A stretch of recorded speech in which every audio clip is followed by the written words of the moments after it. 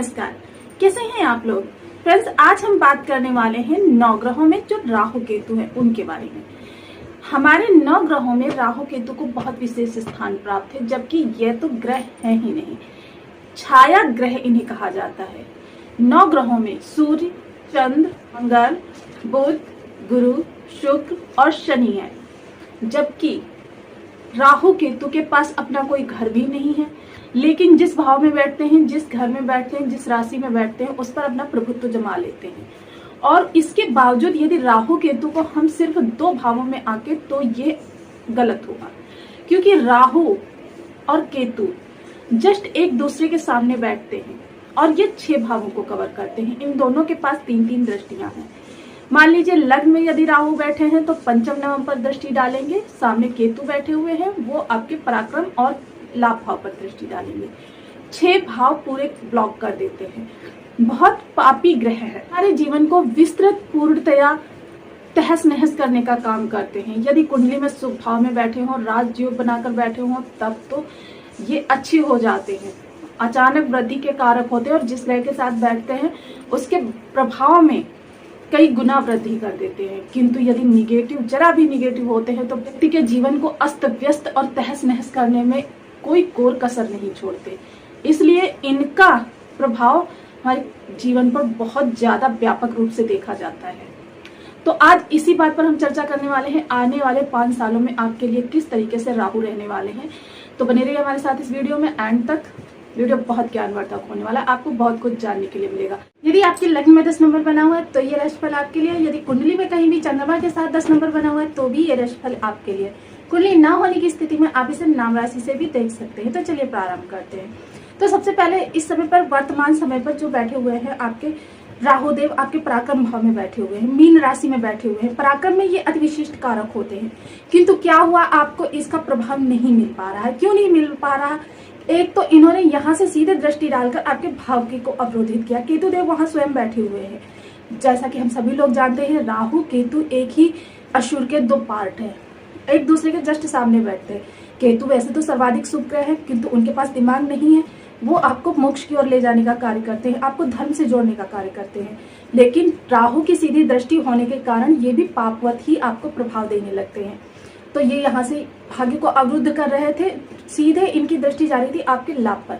जब आपका सीधे लाभ भाव और वहां से शनि की जा रही थी 10वीं दृष्टि, तो शनि और राहु की युति को हम लोग अच्छा नहीं मानते। शनि और राहु की युति को कहा जाता है शापित दोष। जब ये शापित योग आपके जीवन में बना तो आपको हर चीज का लाभ मिलना बंद हो गया, चाहे वो आपका पराक्रम हो, चाहे आपको घर के सुख हो, या फिर पारिवारिक सुख हो, या फिर आपका कोई भी सुख हो। अब जैसा कि मैंने पहले ही आपको बताया है, ये आमने सामने बैठते हैं और सीधे 6 भावों को ब्लॉक करते हैं। अब पराक्रम भाव में बैठकर इन्होंने पंचम दृष्टि डाली आपके दाम्पत्य भाव पर, यानी विवाह के घर पर। सबसे पहले आपके दाम्पत्य जीवन को कटु बनाया। आप 2 घंटे भी एक दूसरे के साथ यदि बैठ जाएं तो आपके बीच में मतभेद होने प्रारंभ हो जाते हैं, आपके अंदर तकरार की स्थिति बन जाती है। आपके पार्टनर के साथ भी आपकी यही स्थिति है। ये स्थितियां आपकी रहेंगी जून तक। जून से आपको कुछ शुभ प्रभाव देखने के लिए आएंगे, क्योंकि शनिदेव हो जाएंगे वक्री, शनि का दृष्टि प्रभाव हो जाएगा कम।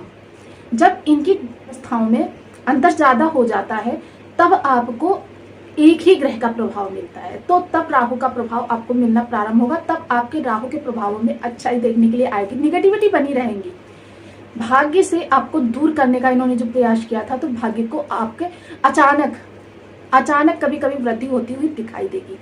वहीं लाभ का आपको साथ मिलेगा, आपके लाभ के सोर्स भी बन सकते हैं, कि पराक्रम भाव में जब ये बैठते हैं तो पराक्रम भाव में बहुत अच्छा रिजल्ट करते हैं।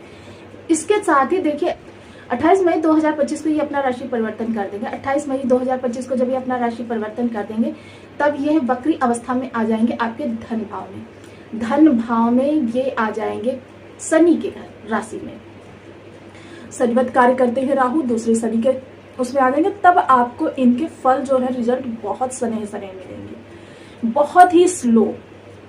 वही उसी दौरान शनि देव भी अपना राशि परिवर्तन करके पराक्रम भाव में चले जाएंगे। पराक्रम भाव में शनि देव अति विशिष्ट कारक होते हैं।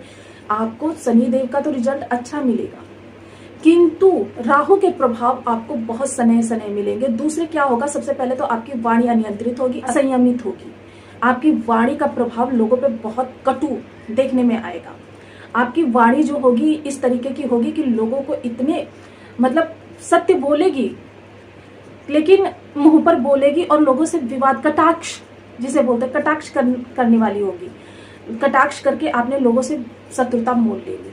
जब ये धन भाव में बैठे होंगे तो आपके कुटुंबियों से आपके मतभेद होंगे, मनभेद भी होंगे। आपकी संपत्ति में तो आपके इजाफा होगा। यदि अभी तक आपको पैतृक संपत्ति का लाभ नहीं मिल रहा था, उसका लाभ मिलेगा। आपका धन संचयन होगा। जब यहाँ से पंचम दृष्टि इनके षष्ठ भाव पर जाएगी, रोग रिपुरीड, आपके रोग रिपुरीड बढ़ेंगे, यानी कि आपकी शत्रुता बढ़ेगी, आपकी बीमारी बढ़ेगी, आपके खर्चे बढ़ेंगे। तो ये चीजें आपकी होंगी। वहीं जब इनकी सप्तम दृष्टि जाएगी आपके अष्टम भाव पर, आपकी बाधाओं को बढ़ाने का कार्य करेंगे। यहाँ पर बैठकर एक चीज तो आपके लिए अच्छी करेंगी, आपको गुप्त विद्याओं के प्रति आकर्षित करेंगे। आप अपने जीवन में गुप्त विद्याएं यानी कि ज्योतिष की तरफ आकर्षित हो सकते हैं। ज्योतिष की कई विधाएं हैं, उनमें से किसी की तरफ आकर्षित हो सकते हैं। मेडिकल लाइन से जुड़े हुए हैं तो आपके लिए उत्तरोत्तर वृद्धि की संभावनाएं बनेंगी। असीमित संभावनाओं का काल होगा ये। आपकी बाधाएं बढ़ेंगी तो बाधाओं के लिए आपकी कुंडली देखना अनिवार्य है कि आपकी बाधाओं का आपके पास समाधान होगा या नहीं होगा।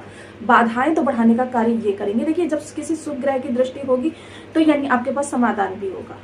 इसके अलावा जब इनकी नवम दृष्टि सीधे जाएगी आपके कर्म भाव पर, तो कर्म के लिए भी राहु अच्छे होते हैं। आपके कर्म में थोड़ी सी संघर्ष की स्थिति तो बनाएंगे, आपको संघर्ष, लेकिन जो भी कर्म आप करेंगे अंततः विजय आपको प्राप्त होगी। आप जो भी कार्य करना चाहेंगे उसमें सफलता आपकी संभव है। वहीं केतु देव बैठेंगे जस्ट सामने अष्टम भाव में। केतु देव आपको धर्म से जोड़ने का कार्य करेंगे। पंचम दृष्टि केतु की जाएगी सीधे आपके विदेश भाव पर। विदेश से जुड़कर यदि आप कोई कार्य कर रहे हैं तो आपको उत्तरोत्तर वृद्धि मिलती रहेगी। विदेश के लिए ये बहुत अच्छे होते हैं। विदेश से जुड़कर यदि कोई कार्य कर रहे हैं तो आपको उत्तरोत्तर वृद्धि मिलेगी। लेकिन ये देखिए, आपके कोर्ट कचहरी का भी घर है। जब ये कोर्ट कचहरी का घर है तो यानी कि आपको थोड़ा सा अब संभल कर चलना है कि किसी से शत्रुता मोल नहीं लेनी है। क्योंकि देखिए, राहु की पंचम दृष्टि जा रही है आपकी शत्रुता के घर पे और केतु की दृष्टि जा रही है आपके कोर्ट कचहरी के घर पे। इस समय पर वाद विवाद की स्थितियों से यदि आप दूर रहें तो आपके लिए अति उत्तम होगा। यदि आपको पता हो कि कैसी ऐसी स्थिति पर मेरे साथ विवादों की स्थिति बन सकती है तो आपको वहां से दूर रहना ही श्रेयस्कर है। यदि आपको पता है तो इन चीजों को अवॉइड करें। विदेश से जुड़कर यदि वीजा वगैरह लगाना चाह रहे थे या आप कोई ऐसा कार्य करना चाह रहे थे तो बहुत ही उत्तम है। नवम दृष्टि जाएगी आपके सुख पर, तो सुख में आपकी माता के स्वास्थ्य में कमी देखी जाएगी। आपके घर में कलह की स्थितियां जब कब बनती रहेंगी।